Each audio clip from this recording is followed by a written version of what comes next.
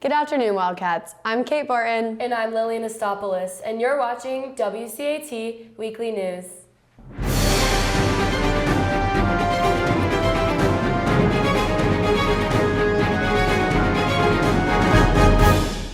Can you believe we're almost halfway through February? No way, and you know what that means. Valentine's Day is here. Mac and Wack helped us celebrate with their a cappella concert on Wednesday. Let's go hear a bit from the show. Everything lasts. I've broken my heart so many times I've stopped keeping track. Talk myself in, I talk myself out. I get all worked up and I let myself down. We was one, babe, for a moment in time, and it seemed everlasting that he would always be mine. This time I need you, and how you needed me to. That hasn't happened for the longest time. Wow, y'all sound amazing. That definitely got me into the Valentine's Day spirit. And don't forget to check out the Catalyst Lab tomorrow during the 1 p.m. period for some fun Valentine's activities. The Fun This Friday doesn't stop there. From 2:45 to 4 tomorrow, the Chattahoochee Riverkeeper table will be at the back entrance of Barge. This is a great chance to help your environment, learn about the Chattahoochee, and have a chance to win a prize. You also don't want to miss the art that all of our students have been creating. Let's go take a closer look with Etta.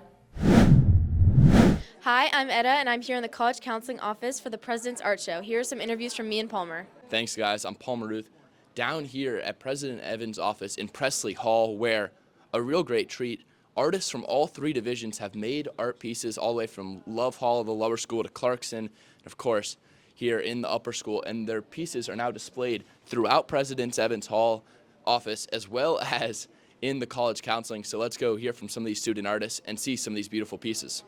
All right, I'm here with Aiden in President Evans' office, and your art is featured here. You know, what was it like making this piece? It was fun making it in class with my dad and my teachers. And I mean, it's got to be pretty cool to see your art here. What is that like to be featured? It's super cool. Wow, I mean, thank you so much. You're a great artist and can't wait to see what you do in the future. Now we're here with Winnie, whose art was also featured. And what was something you really learned during this project? I learned about proportion and how to do a self-portrait. And was there any favorite part of doing this portrait of yourself? Probably coloring it. Wow, that sounds like a blast, and great job. And now moving up to the middle school art level, we have two young aspiring artists here, Peter Pettit and Matthew Jancic, who have made these two pieces of art. I see Arch Manning there for the Texas Longhorns, and then kids celebrating about no homework. Talk to me about the process of making these pieces. So when I got the idea, I was really excited to go home. I didn't have any homework that day. I was really excited just to hang out, not do any schoolwork. So that's where I got that idea. And then Matthew, is there anything big you learned while doing this project? Well, I really like this piece because its hair is really detailed and it took me a long time. And I chose him because it's Arch. He's just awesome. He's gonna be the GOAT, to be honest. It's just, I like his hair because it's just really detailed. That's my favorite part about the piece. I'm here with Hayes, a student in the 4th grade. Hayes, what was your favorite part about making this project? My favorite part was the finishing, or the end of it. And did you struggle with any parts of the project, or was it pretty easy for you? Probably my hardest was the hair. Awesome, thank you so much. Now here with one of the other middle schoolers, Christina, and they had a little bit different. You were doing, looks like different animal faces. So what kind of led you to choose a bird? I actually saw one last year from a 9th grader now, and hers was like really good and really colorful. And I saw the reference, and I was like, I had to do that one, like to see how I could compare. And then what was one of the biggest lessons you kind of learned while doing this piece? It's really hard to like fill in the gaps, I guess. You have to do every single feather and I don't know, cover the space. That's what I struggled with the most, I suppose. Well, great job, and I'm sure President Evans is going to enjoy looking up at this every day. Today we are at the President's office with Etta Moore. Now, what was your favorite part about this piece? My favorite part about this piece was just playing with Photoshop with the different gradients and stuff like that, and I'm very grateful to have this right in Mr. Evans' office. Now here with President Evans, and I mean, what is it like getting to see all this talented art from all these artists across all three divisions? Well, I get this art every day, so and I actually pick it out. So I go to the three different divisions into the studios. The teachers collect a bunch of things, and we kind of go from there. And then we get it framed and hung. And then I always look forward to this day when I finally get to meet the artists and their parents are here, and it's fun and exciting. So this is really a blast for us to get to do this. And I think we even have some extra people having cookies out there today. It's just baby aren't as interested in art.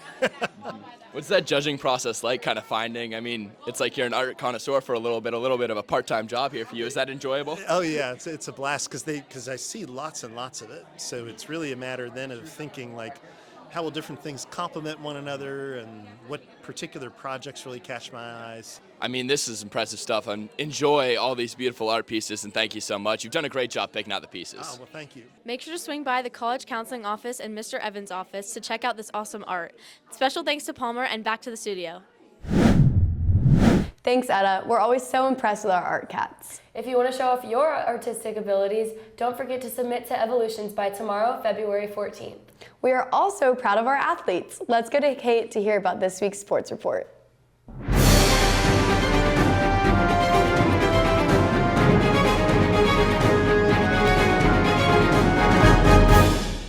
Thanks, y'all. Today, the girls' basketball team is playing against Cambridge at Kell in the region tournament at 4. The boys will follow at 8:30 to play Kell in the region championship, and the first 25 students will have free admission. Earlier this week, the girls fell short in a battle against Kell, and the boys beat Centennial to advance to tonight's championship game. As long as the rain stays away, the boys and girls tennis teams will take on the North Atlanta Warriors this afternoon on the front courts. Both teams are coming off of big wins against Mill Creek last week in their season openers. Tomorrow, the boys lacrosse team is hitting the road to face off against GAC. They had a close game against Allatoona Tuesday night, but their defense made up of senior Brand Morgan, juniors Will Davis and Jack DeButts, and sophomore Bennett O'Brien is looking strong. Congrats to the girls and boys swim and dive teams on a great performance at the state meet last week. The boys took home second place and the girls finished 4th. The sophomores had a great showing as Connor Christofferson came home with 2 new school records in the 200 and 500 free, and Greta Myers won both the 100 fly and 200 IM. This weekend, the girls and boys soccer teams are headed to Alabama to compete in the Vestavia Hills tournament. The girls are getting into a new rhythm with many new freshman starters. Also this weekend, the wrestling team will compete in the GHSA Traditional State Tournament in the Macon Coliseum. I really enjoyed hosting the National Girls and Women in Sports Day panel last week. We had Jenna McLaughlin, Doris Griffin, Fielding Jamison, Abby Jackson, Allie Tennyson, and Keely Hartman talk about their careers in the sports industry.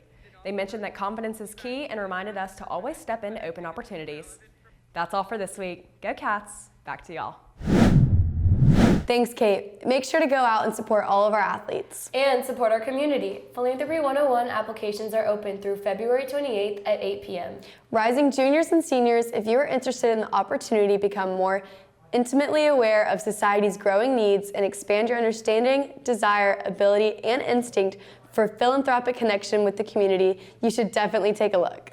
Let's hear from Wiley Lum about the course. Hi, I'm Wiley Lum, and I was a student at Philanthropy 101 this summer.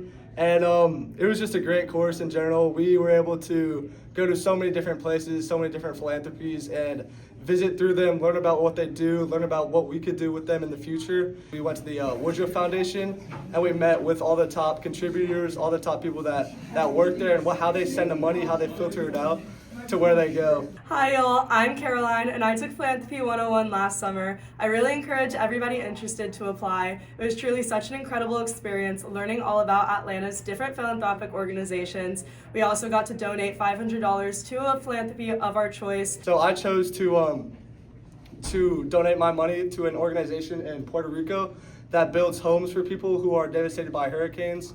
And I was able to really have a personal connection with this because we did Zoom call the owner, and I was able to go during my trip during Jan term, and I was able to just really make a connection there and really help out that community over there. Thanks, Wiley. Specific course information can be found in the WCAT updates. We have some other opportunities and activities this month to celebrate Black History Month. That's right. Let's hear from some of our student voices on the upcoming activities that we can expect from food to film. Hello everyone, my name is Nigel Shioye. I'm a 12th grade lead for the Black Students Affinity Group, and I'm here to talk to you about some of the events and activities we have coming up for Black History Month. Beginning on February 13th, we are going to be doing Caribbean Food Day, which is in Brewer Cafe from 11:40 to 12:40. It's really to get the students, the faculty, the teachers, everyone sort of immersed as much as we can in the Black culture and experience through food. And Caribbean food is one of the things we haven't done yet at Westminster, especially with the affinity group. So we're all really excited for that. And then on February 20th, we'll be having a viewing party and popcorn party for an episode of Blackish in the Catalyst Lab from 1:10 to 1:40. And that is really coinciding with our theme for the Assembly this year, which I'll get to next, February 21st, Real History, Exploring Black Contributions to TV and Film. So our theme this year for Black History Month at Westminster is Black contributions to TV and film alike. And we're going to be doing a lot of things that I don't want to spoil yet, but I think everyone's in for a real treat on the 21st with our Assembly. And then finally, February 25th, we have an advisement showing and viewing of Blackish. We're showing an episode sort of with similar reasonings to on the 20th. It's just to get the students and everybody into the spirits and the themes of Black History Month at our school this year. And again, coinciding with those themes of TV and film. So we're all really excited, and yeah, we can't wait. I hope you guys enjoy. Thanks so much. Well, that's all for this week. I'm Kate Barton. And I'm Lily Nastopoulos. Thanks for watching, and see you next week on WCAT Weekly News.